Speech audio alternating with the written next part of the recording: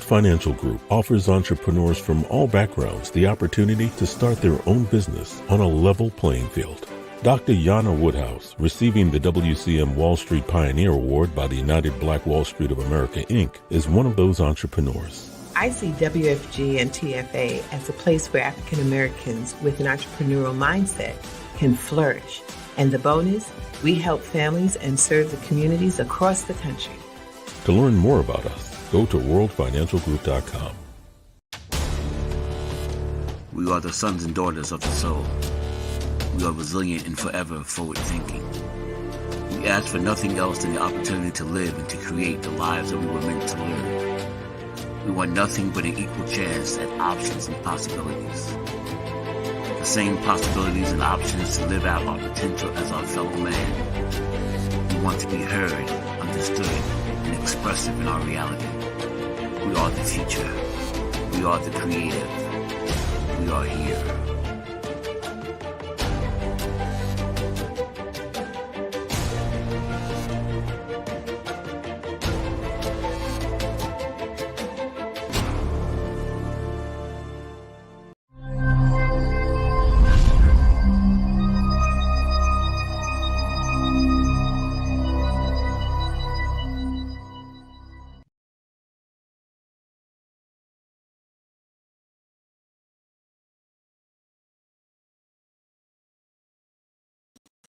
Uh-oh, my mic was off. So happy Tuesday, everyone. I am super excited, like always, to be in this space, to share, to learn, to have difficult conversation, and also to make folks uncomfortable, right? So today I'm here and I am encouraging everyone who will be tuning in, whether it's later or you have tuned in with us tonight. I invite you to take care of yourself and to center yourself whenever you need to do so, right?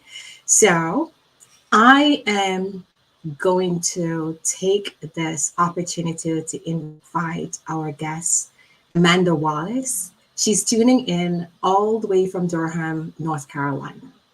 A few weeks ago, I was at an event for my organization, and Amanda Wallace was the keynote speaker. And I sat there and I said to myself, I needed to have an intimate conversation with this woman. She was just so confident, and her passion and her bravery just made me realize that we could do whatever it is that we want, and we really should embrace change. And also, if something does not align with our values, our core values as human beings, we should do the right thing. This woman is about social change. She's about challenging the status quo. She's about doing what is right. Oftentimes we don't do what's right because we're collecting a paycheck, right? So Amanda Wallace is the founder and she is the executive director of Operation Stop CPS, Child Protective Services, which was founded in 2021. It's a grassroots organization that works with families and community partners to resist local child welfare agency. Amanda co-chairs the Black Mothers March on the White House Coalition, which held its first mobilization in Washington, D.C. in 2022. She's also a member of the African National Women's Organization. Amanda, it is such an honor to have you here on our Bold Show tonight. Welcome, Amanda. Hello, thank you. Thank you for that gracious introduction. I'm really excited to be here as well, to have this, like you said, uncomfortable conversation that's needed, though, to be able to push us forward. Absolutely, absolutely. So, Amanda, just like I invited our guest, I am going to also encourage you to center yourself, take care of yourself. And as we enter into this needed and possibly, well, not possibly, it's going to be an uncomfortable conversation. I just want you to breathe and we're going to do this together. You are not alone. All right. All right. Awesome. So Amanda, why don't you tell the viewers who you are? I gave that introduction, the professional side. Like, why don't you tell us who you are? Yeah, so my name is Amanda Wallace, and I'm originally from New York. I was born in Queens, New York, and have I feel like it's what the Great Migration down to the South. And so I'm here in North Carolina. But I did, what most people do, right? Out of once I graduated high school, I went to college, and I became a social worker inside of like the system that we're here to talk about today. And I was a social worker inside of the system for 10 years, thinking that I was, doing the Lord's work, right? I was doing what I was just, doing what, I was supposed to be doing. I was protecting children. I was keeping families together, all of the things that people, think this system is. But I was able to see, that that's actually not what this system was doing. And so I came to that realization in 2021. This was right out of COVID, right? Everybody was home and we had a lot of time with ourselves, right? To really kind of think about like what we were doing, how we were showing up in the world. And I just remember things happening like that started to make me question my values. Like, what are the things that I'm holding like true, like to myself?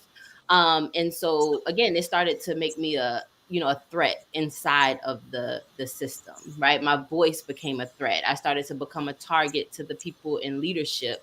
And I went out on leave because I needed to figure it out, right? I needed to figure out like this was in my mind now, and I needed to do something with it. But like what was I walking into?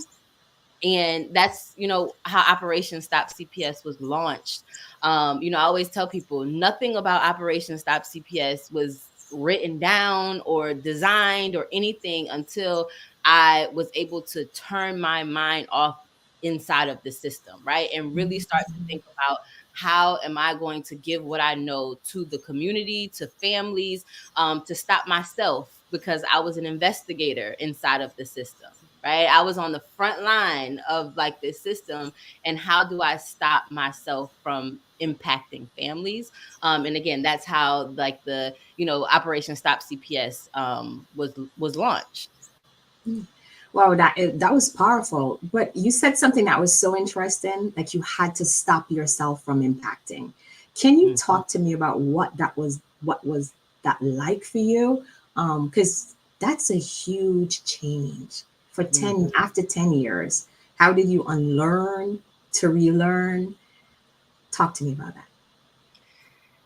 Yeah, I think I know that I'm still in the process of unlearning, because again, it's 10 years, right? And not Mhm. just in the system. You think about the information that you get just as a child growing up and all of the things, right? And so it started though with pushing back and just using my voice inside of the system, like holding those values strong and like saying this is not right. And again, when I saw that that was going to become a problem on the inside, I knew that there had to be like something else happening. And so I started to learn. Like, I mean, I was looking up definitions of words. I got a whiteboard. It's similar to the one I have right here to my right, but a whiteboard. And I just started to put things on paper and out of my head of like, what have I been taught?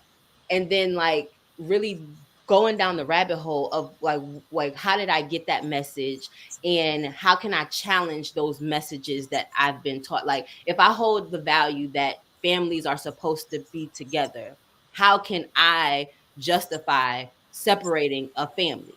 Right? Like it's like really how do you reconcile, with that?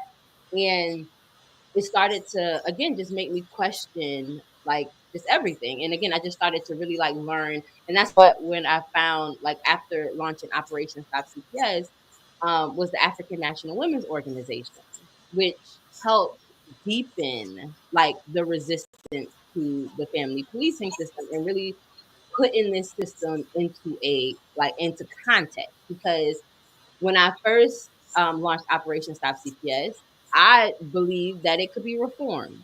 I believed that if we just change some policies, and that we, made things better, it could be better. And then when I got some political education, I understood that this same system is an evolution of slavery, right? It is capitalism and colonialism. It is all like, it is just reincarnated, and it's not, it doesn't look like the auction block anymore, because people would be outraged if they saw people's children being ripped from their arms right now on the street. So now they've just taken it into the courtroom to be able to take people's children, and they've been able to socialize people on the ways in which children should be taken. So you don't think that a child should be taken if the parent didn't do anything, but if they left their child home alone, then maybe they should. Or if they use drugs, maybe they should. So they started to teach people, right, through the crack epidemic and putting the drugs in our community, all of these things. Now they've been able to create a system to legally kidnap people's children.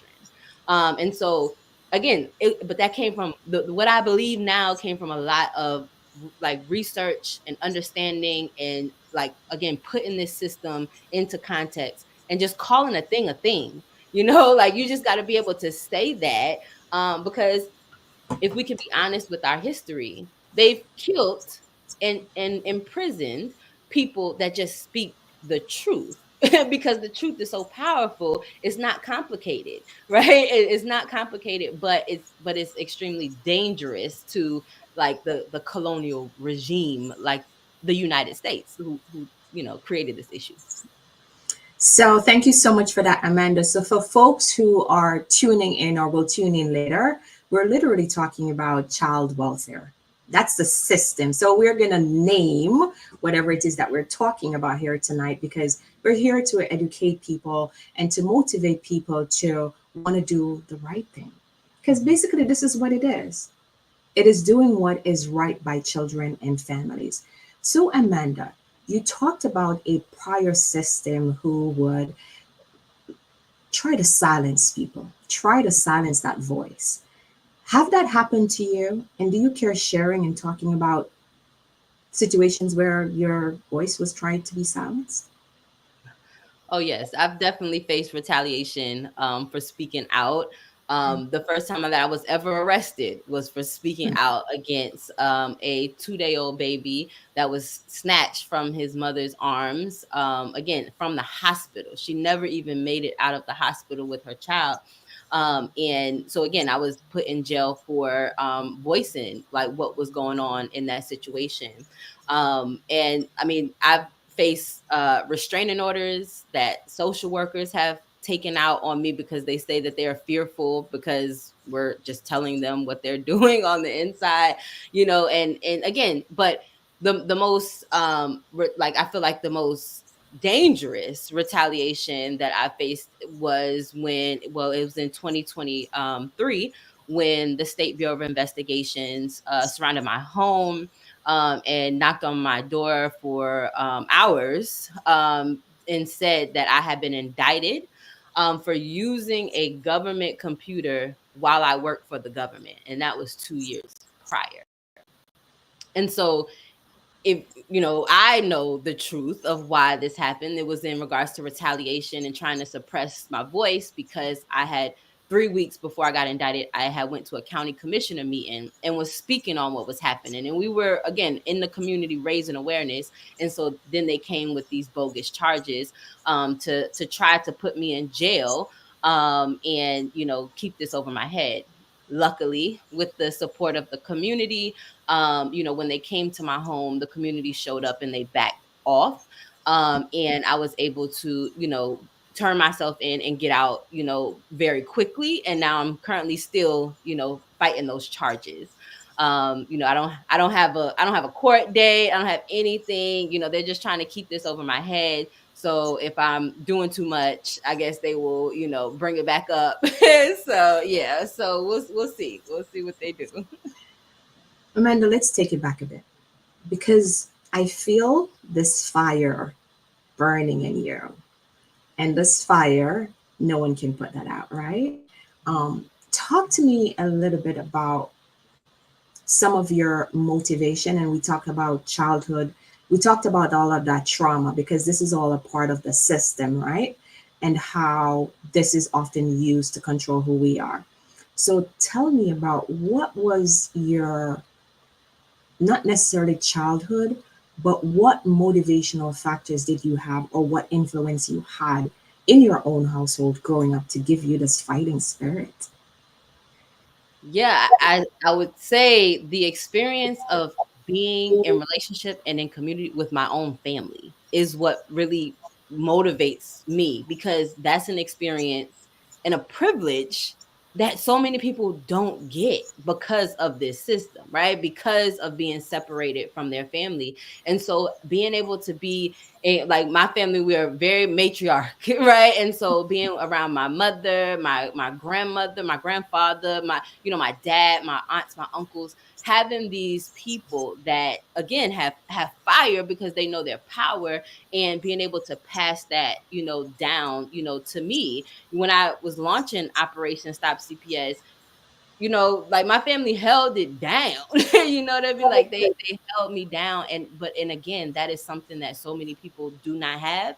And so through this journey, it has helped me understand what I'm fighting for. Because I'm not like I'm of course I'm fighting for the families that our organization is working with, and we want to get children home, and we want to keep children out of the system. And I'm also fighting for my own family to not have to deal with this system. And that's why I tell people is that when you are an organizer or when you are fighting the system, to not see like you're doing this for, other people. Like this is a real threat, to every family, especially Black families.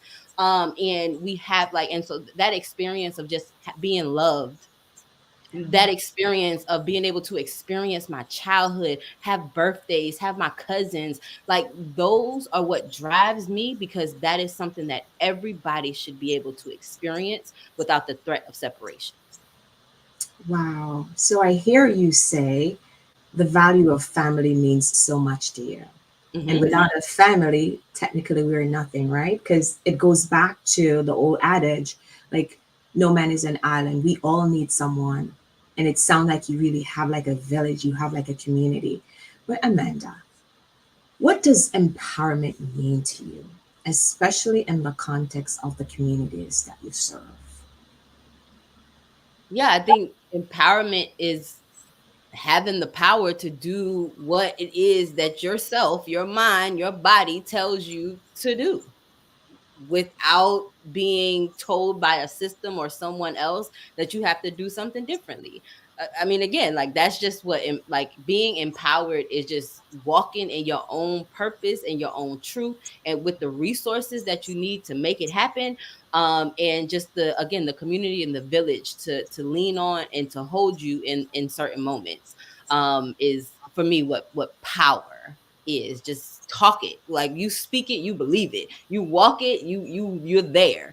And just the ability to manifest all of the things that are in your mind that only you understand and only that you see, but just being able to walk that, and to push back on the maybe the negativity or the things that other people might tell you that this walk is wrong. If you feel empowered and like in your own mind that this is what I'm supposed to do, then you're gonna walk it regardless. Absolutely. So Amanda, like we're sitting here and we're having this conversation because of a system that dismantles families, right? So, and I hear you say the mind is such a powerful thing, and if you can think it, and if you believe it, you can manifest it, right? Mhm. So, what are your thoughts or what suggestions or recommendations would you give to an individual who doesn't feel or never had that family, that support, and is probably on the fence of, I know this is right, but I'm not strong enough to do the right thing? What do you say to them? And what content and what kinds, like what are they So we're going do? to talk about it as a social worker. Let's go there. Okay. Like, and I'm just trying to get context before I answer in regards to the like what are Child they doing? welfare. exactly what is it that you're doing, and Okay. how we are like really separating families and causing harm, perpetuating this trauma. Yeah. So what I would tell folks to do is to do research, right? Is to look at organizations like the Up In Movement, organizations like Movement for Family Power, JMAC for Families, like organizations that have done the work to put it on paper, to do the research, and to read, right? Because like history, you see how they're trying to take our history out of school, out of the school system and the curriculum. That's exactly what they're trying to do with this system, is to make you believe that this is benevolent, or that you're protecting children. So look at what it has been written, right? They are able to trace the history, and they make it very clear. And then at that point, if you don't believe the history, read some more. But if you do read, like, and you believe it, then you have to be able to see yourself in it, right? You cannot like see the system and say the system is bad, and then be working, and remember, it's a system, but it's also an industry, right? This is the industry of family policing that separates children. And so you can't say that this industry exists and then be in that industry and say you have no part in it, right? Because like the people who work inside of the industry are the hands and the feet, right? These directors or these people, they sit up here and they make these decisions, but they have the workers in the field that are the ones that are doing the dirty work, right? And so we can't like say anymore that we are not like aligned with the outcome. At some point you have to like understand that you're like complicit in it, right, as well. And so also be in deep community with people who are impacted by by the system, by the industry.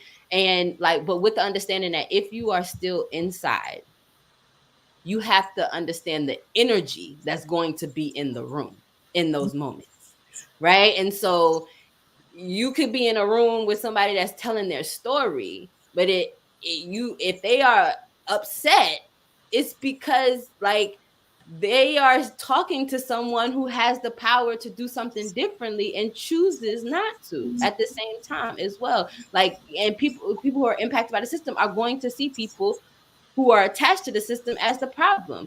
For me, like I can speak from my own experience, right? Like I came into this work as a state actor, somebody that like was inside of this system. And even in rooms, people still feel that because I have that history.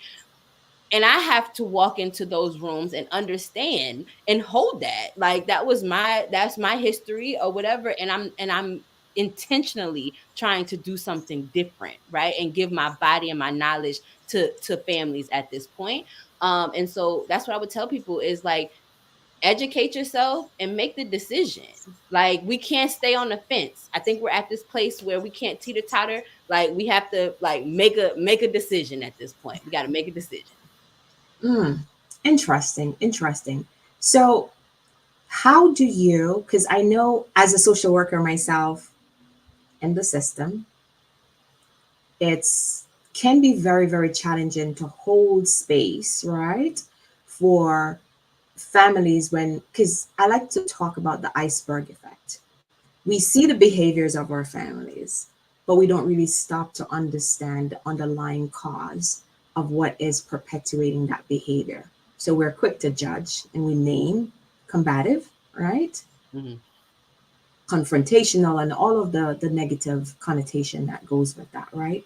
How do you hold space when you enter into a room and just wanted to create an environment where that family where you could actually engage that family? What does that look like for you? Mm.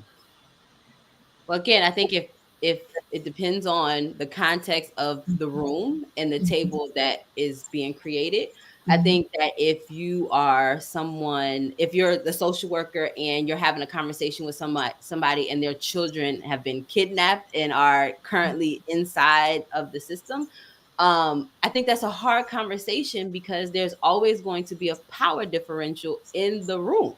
Like you can't come in like You know what I mean? Like you're it's not going to work that way. And so, and also just to kind of go backwards, people have deep things in their lives, right? And when we think about what is the root cause of like maybe why we're in the room, we always tend to like point the finger at the family and say like, well, what happened in your life to get you to this point, without acknowledging what has happened in this country to get this person to this point, especially in the context of Black people in this country, right? And so like I think it's hard to say like what should a social worker like be able to do in this situation, because they shouldn't even be in the room. The family shouldn't even be in this room. And so I think it's like it's always going to be a forced conversation, or like because the family feels as though they have to have this conversation in order to get this person out of their lives. You know, like this is like families should be able to have their own villages, their own people that are natural and in their lives. And like the, you know, of course, but and I also acknowledge that I was a social worker, and like you see the pain and the harm of like how families are feeling, and like you feel like, you know, that you can help them, and like let's get them some resources and those types of things. And I also know that there is another way. I also know that there should be another way that people get what they need without going through a system of harm, right? Like I know it has to be. I know it's another way. And the problem is that the money to make that happen is tied up in this industry that creates these conversations. Like people wouldn't have a job if they didn't have to have these conversations and try to like help families. And so that's just the reality that we're in. And so that's why people inside of the system have to quit and quit and do something else so that families can live. So families can live together. So people need to quit, right? I Yeah. hear you. That's a good one. That's a good one. But this work that you're doing, this is incredible work, and this is heart work, right? Can you share a specific example while maintaining the dignity of the families, that where you see the true impact of this work that you're doing? I know you probably have lots of stories, but is there one story that was really impactful for you? Yeah. So actually it's a family that's in the film To Be Invisible, which was directed by Maya Overstreet, which was a UC Berkeley journalist student. And she came to Durham County and she met, you know, on the ground and was here and was filming like how like these two mothers that were fighting to get their children back. And in one family in particular, Alexis Wynn, her two children were kidnapped in 2019 because she was reported as a domestic violence survivor.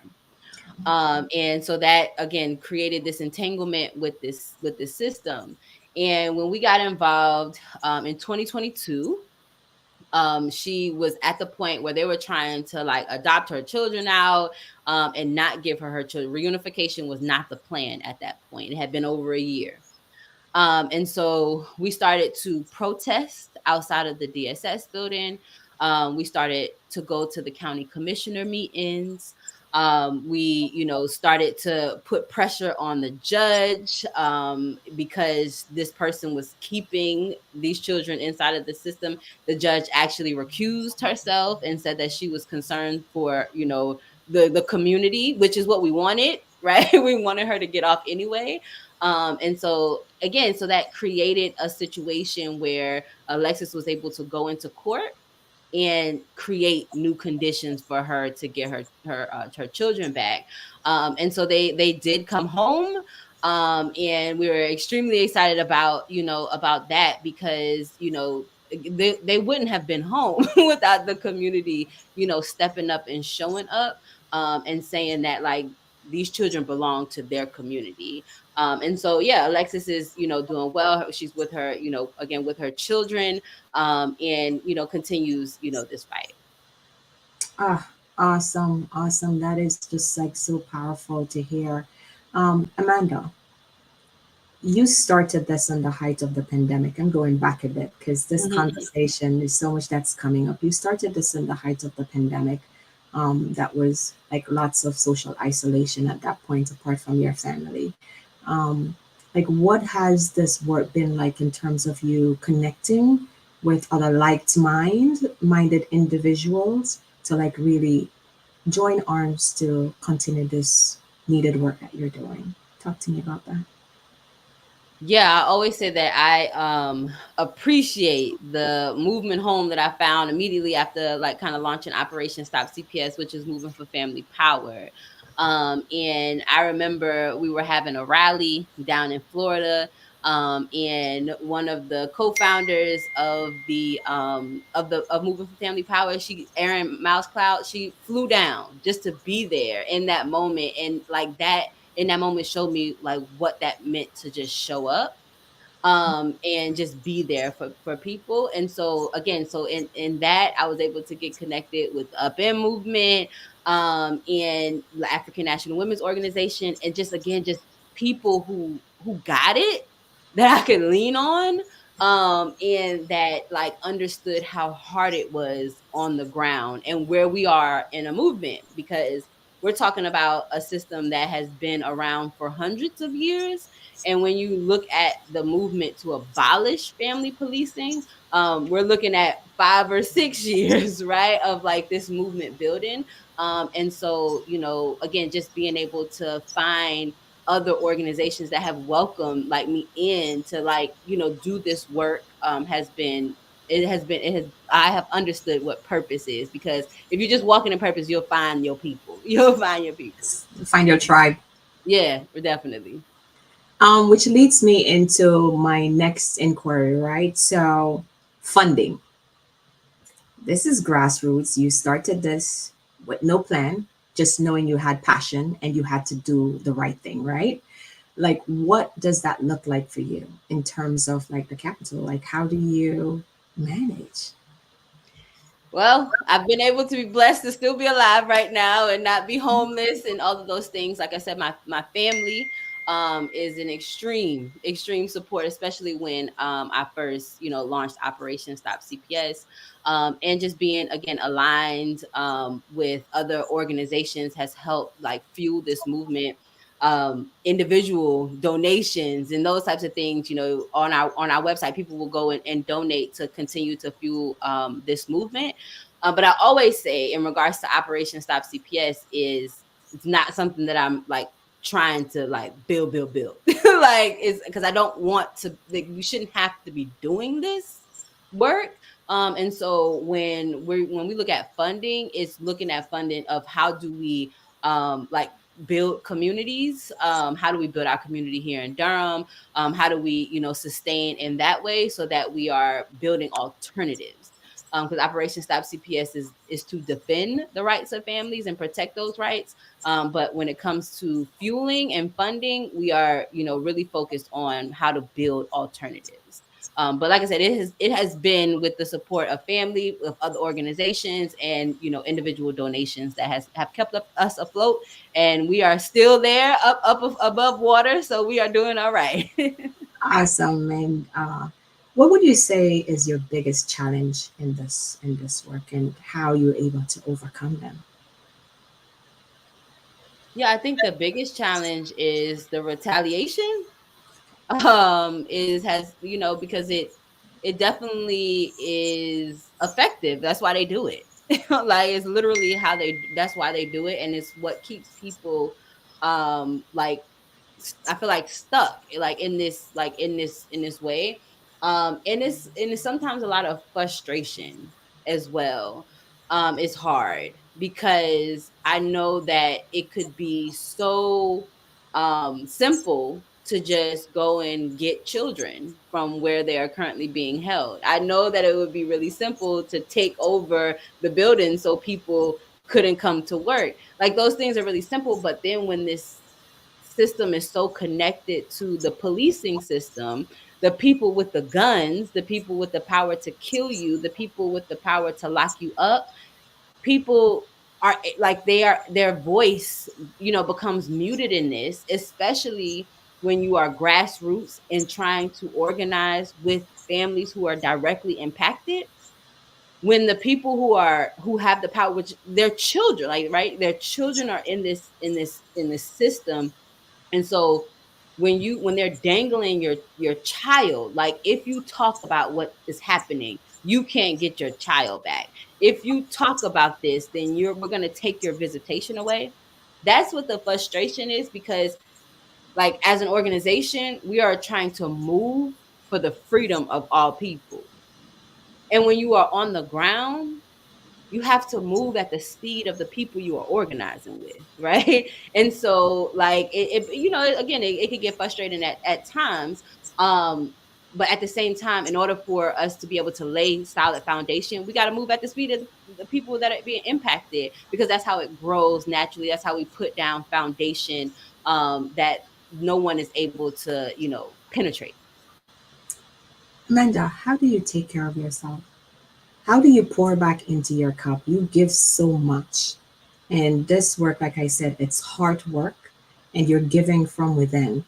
How do you continue to take care of yourself so you could show up and be this beautiful with so much energy? Yeah, outside, the nature is how I take care of myself. I think yesterday it was a hard day, so I was outside a lot.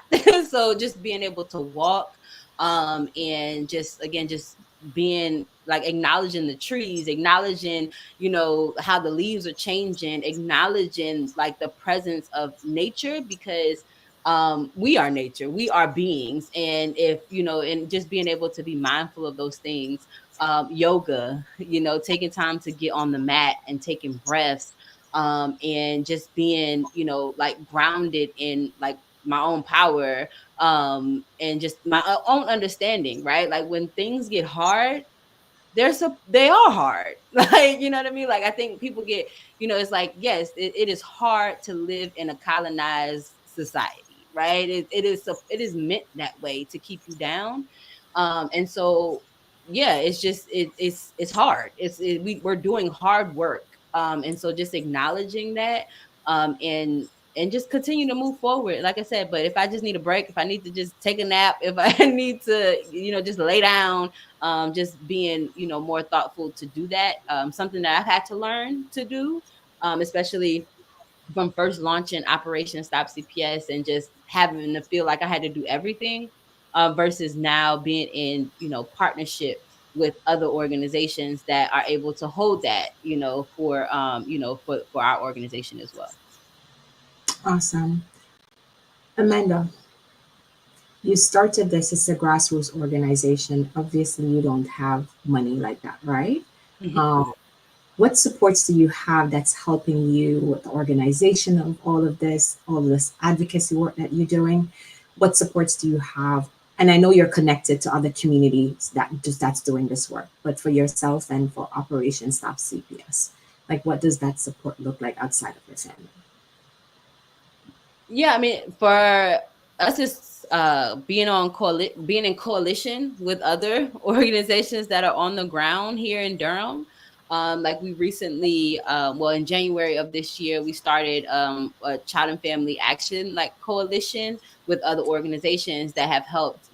Just kind of like, when we have an idea, it's not just us bringing it together, or planning it. It's other organizations that we can, form committees around, to bring those things together. Even when it comes to, like, court watching. I remember, so it was in the beginning, it was so much to just try to get people to court and to, do those things, but being able to be in coalition with other people, they're able to bring their people to come out in those, which, lessens the load, as well. And so, just, again, just coalition and not going at this alone, and just being in, community with other people that are aligned mentally. Awesome. How do you handle opposition from the child welfare agencies and/or court system um, when you're doing this advocacy work? I think she's lagging. Can you hear me? I thought you were lagging for a second. Can you repeat? Okay. Oh, I didn't say anything. So what I was in regards to, you said, how do I deal with opposition? Yes, Right. yes. Yeah. From like the child welfare agencies, and I'm not sure if you're also probably labeled in certain areas in North Carolina. How do you deal with that blacklisting, if you may ask, if I may ask? Yeah, in the beginning, it would make me very mad. I will say that I was very, very, very mad because it was like I was able to walk freely in these courthouses, in these courtrooms, in these buildings, and now I couldn't even walk inside without security or, all of those things. And so it's just this stark contrast. But now I have to understand where I am, right? Like I am on the outside of this system. And so we should not be friends. We should not be cool. We shouldn't be, kikiing with each other. Like, it is, I think that when it comes to being able to have a mutual understanding for what we have to do, like we should be opposition. Like we should be opposition. And so I don't try to convince them at this point. Like I still go to the meetings and I tell them about themselves, but I'm not trying to convince them or anybody on the inside to like believe what I'm saying. I want them to believe that we are building the people power to make our demands come true. That's it. Like I just want them to understand that we are going to materialize abolishing the system, and so they should start to think about what they are going to do other than harm families. Uh, by any chance, do you currently hold like workshops? I'm just thinking, this just came up as you said about, this is what you're doing, and there's no room for conversation about which direction you're going. So, in terms of like community on the ground and the manpower that you talk about, do you host like workshops for them in the community to also empower those folks to develop the skill set and the power and to reclaim the power they already have? Yeah, so we just recently had a screening of To Be Invisible at the UNC, at UNC, which is the University of North Carolina, and it was their abolitionist social work caucus that had access to come, and so we had a training about building your skill set inside of the system. Of course we told them you shouldn't be inside of the system, but like as you're inside, like how do you build like the critical thinking to think through things so that you're not making reports on families and you're not a mandated reporter, and how do you see harm if harm exists in your mind, how do you see that harm but also see the humanity of a family to think outside of the box, to like figure it out without removal ever being on your thought process. And so we also had one recently with healthcare workers, because after the law enforcement and the school system, healthcare when you go to the hospital, you go into the doctor, they're making reports as well. And so we had a skill share with them as well. And we also have teachings with the community to talk about just what this system is, and just dreaming of like what a community would be like without family policing. What would you want somebody else to do if your child was kidnapped, right? To get people to think about, even if you're not impacted, this could happen to you, right? When we think about over 500,000 children are, taken by this system, like how do we think about it? Like, even if we're not impacted, it could be somebody, it could be our children or somebody that we love. And so like, how do we build that resistance to the system? And it starts in our minds, like you said, of having some education. Absolutely, absolutely. So this takes me to advocacy on a from a policy perspective, right? Is there any one policy that you guys are trying to like really work on to advocate for change to happen? And then I'll lead into my next question that I want to ask. Mm-hmm. Yeah, so I'll be honest, I'm not there yet in regards to like pushing policy. And I there are people that are pushing policy, right? There's an organization called Emancipate NC in North Carolina, and they released a policy report that, you know, talked about, you know, the budget, you know, creating budget changes, creating, you know, visitation changes, because in North Carolina, in a lot of places, you only see your child for 1 hour, you know, a week supervised. And so there are organizations that are pushing, you know, policy, and, you know, especially like with, I know in New York, they're put, you know, in regards to the Miranda rights and parents being able to understand their rights in the beginning. So there are definitely people doing policy. Operation Stop CPS, we stay in our lane.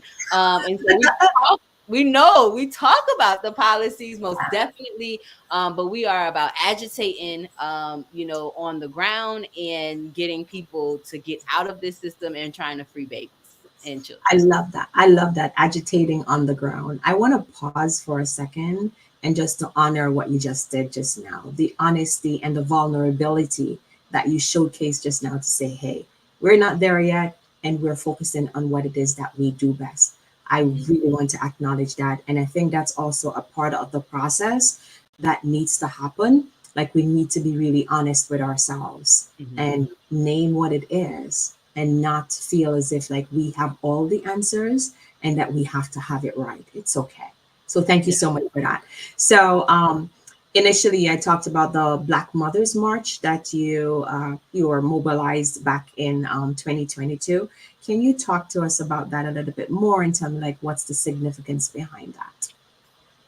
Yeah, so I in 2022, I had went to the so the African People's Socialist Party has their Black People's March on the White House every year. Their march is in DC on November 2nd. And I went to that march, and I went by myself the first year. And I saw just the power of like organizations that were, you know, organizing in different places.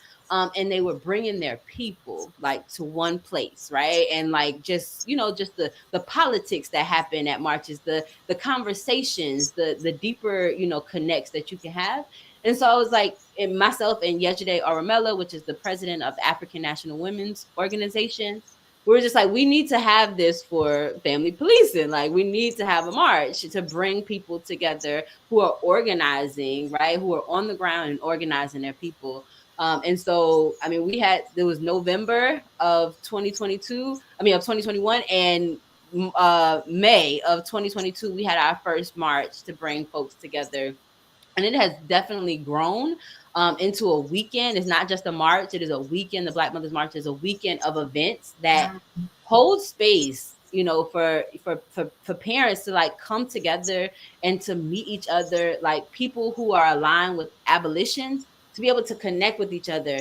You know, there's parents that have met at Black Mothers March that are still talking and building together, like people in all across the country that make those connections, to be able to move this work, you know, forward. And we do it on Mother's Day for a reason, because Mother's Day is not a happy day for a lot of folks who don't have their children. And so being able to be intentional about holding that space to be able to march. You know, when we first had the march up until now, you see the power coming out of families on those streets to be able to like yell and say, like, stop kidnapping Black children. And, you know, we have it in DC because on a national level, like, here in North Carolina, we know the players here, we know who we're trying to go after and, you know, and affect change.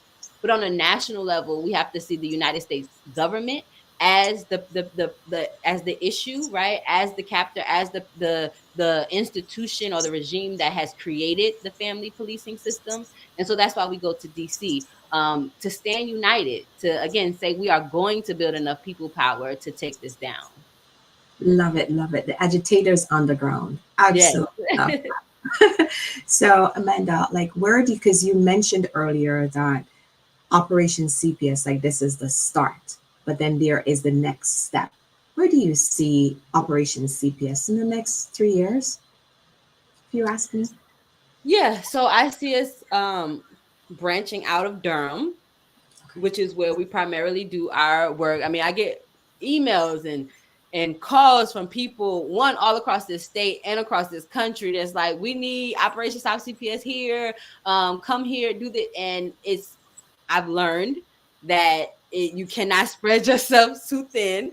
And you really, in order to really make change, you have to be on the ground and understand how things are moving. And so that's why we have intentionally stayed in Durham. But in the next 3 years, I can see us again expanding out to another jurisdiction, learning that jurisdiction, learning who those players are, who's in those courtrooms, those things is like really trying to build that front in another place. And then also, of course, being engaged in ensuring that the Black Mothers March continues to grow, continuing to stay engaged in coalitions on a national level that are able to influence and push this, movement forward as well. And so, yeah, that's the next 3 years. Again, when it comes to the ultimate vision for Operation Stop CPS is for it not to exist. Operation Stop CPS should not exist because the family policing system should be abolished, and families should just have the resources that they need to be able to survive. We don't want to fight all our lives. We should not have to fight all of our lives, right? Like other people have the privilege of not being able to fight this fight. And our people need that same privilege and right. Like we got to be able to exert those rights. Okay. So we've been having this conversation about getting rid of ACS, Administration for Children's Services, CPS, DSS, wherever we are, right? Mm-hmm. What are your thoughts about what next could look like? What next could look like? I think that there should be a mass exodus of inside, right? Like more people would be educated about like the realities of this system, and we would see a decrease in the number of people who willingly work for this system on the inside, because that could naturally create a decrease in the budget, because we have to understand it as an industry, and majority of the funds are going to pay people's salaries on the inside. And so if people willingly found something else to do, that money could go to families. And so I also see like the industry, like again, shedding off like the excess, and also figuring out ways to give money directly to families, right? Mm-hmm. Like it is never going to willingly do that, but I do feel the movement building up to demand that reparations happen for families, and that the harm that has been imposed on families for generations, that comes with a check that could set folks up to be able to get out of poverty, to be able to meet their needs and to be able to thrive, and that families stop being separated. Like families are just stop being separated. It is possible. And that again, but I think it starts with like the system is never like one power concedes nothing without a demand, right? Frederick Douglass. And people, humans, the humans that run these systems are so powerful. They are so powerful. And like being able to really step into that power and say, I will not, I got to do something else. I think that is going to send shockwaves through this system to be able to, they have to figure out, something else, especially if you do that at the same time that families are resisting, right? Like, let's not work against each other. Let's all see our humanity in each other. Let's all see that we have our values are aligned. We all want families to be safe. We all want families to have love and joy. Like that could happen. We just need the resources to do it. We got to have the resources. Amanda, thank you so much for this enriching conversation. It feels like we need like a part 2, but we'll talk about that, right? But I think what stood out to me, it's let's see the humanity in each of us, right? You talk about the value in families and standing up for each other, right? There is so many messages that you've shared here, right? Find your purpose and walk in that purpose. Not only decide, you make that decision, then you have to act, right? and do what feels right. And I think that's one of the biggest struggle. It's doing what's right when you're faced with your own challenges as a human being, right? Um, but being selfless and being able to step away from the self and that gratification that we always think about, and to think about our neighbor and the next person. It's always easy for us to separate ourselves from what's happening because it's not in your household. It didn't come knocking at your door. I guarantee you, most people would have a different response if they had someone that was impacted by the system that continues to perpetuate this trauma. So, Amanda, what are some final thoughts, really quickly, that you'd like to share before you go? I would just say that what is happening to families is devastating, literally devastating. That families are being ripped apart, and that we really have to like acknowledge that harm and that truth. If we don't acknowledge that harm and that truth, we will be in a hamster wheel forever. And that if we really acknowledge to what end, that end should be freedom, right? And it's not anything short of that would just again keep us in this same cycle. And so let's continue to fight for freedom of all people, and acknowledge our own power. Amanda, again, thank you so much. It was really a pleasure to have this needed conversation with you, right? And I am because you are. I'm so, so grateful for this. And for folks who are watching, I'd encourage you self-reflect, because that's how change happens. And be willing to be uncomfortable, but you'll get comfortable eventually. And to all of the families out there who are impacted by the system, I'm sending love, light, and peace and harmony. It's not enough, but we're having these conversations, so it's a start. And I know freedom will come someday. Amanda, thank you so much. Enjoy the rest of your week on purpose. Thanks, everyone, for tuning in. Thank you. We are the sons and daughters of the soul. We are resilient and forever forward thinking. We ask for nothing else than the opportunity to live and to create the lives that we were meant to live. We want nothing but an equal chance at options and possibilities. The same possibilities and options to live out our potential as our fellow man. We want to be heard, understood, and expressive in our reality. We are the future. We are the creative. We are here.